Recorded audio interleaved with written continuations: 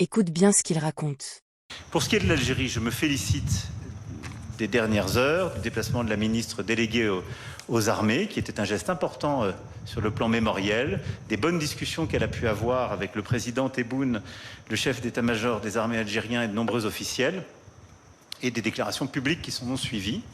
Comme je vous l'ai expliqué depuis plusieurs semaines, je considère que mon devoir est de défendre les intérêts des Françaises et des Français, et leur intérêt, c'est que nous retrouvions une relation apaisée, constructive avec l'Algérie. Cette relation doit être respectueuse des deux côtés, mais elle doit permettre d'apporter des solutions sur tous les sujets. Emmanuel Macron vient de déclarer « L'intérêt des Françaises et des Français est que nous retrouvions une relation apaisée avec l'Algérie ». Mais derrière cette phrase calme, se cache peut-être l'une des plus grosses crises diplomatiques entre la France et l'Algérie depuis des années.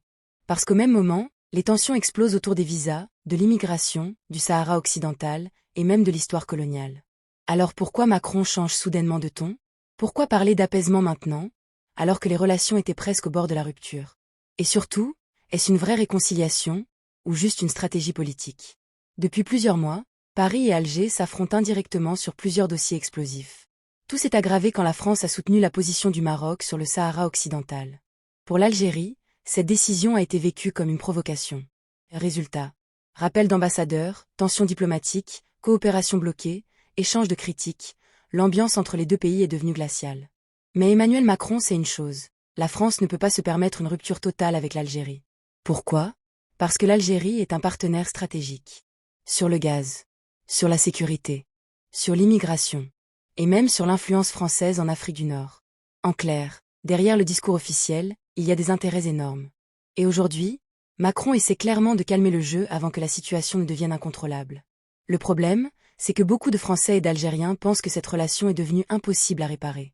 Entre les blessures de la colonisation, les tensions politiques permanentes et les crises diplomatiques à répétition, chaque tentative d'apaisement semble fragile. Et pourtant, Macron insiste. Selon lui, les intérêts des Français passent par une relation plus stable avec Alger. Mais la vraie question est simple. Est-ce que les deux pays veulent réellement tourner la page, ou est-ce juste une pause avant la prochaine explosion diplomatique? Dis-moi en commentaire ce que tu en penses.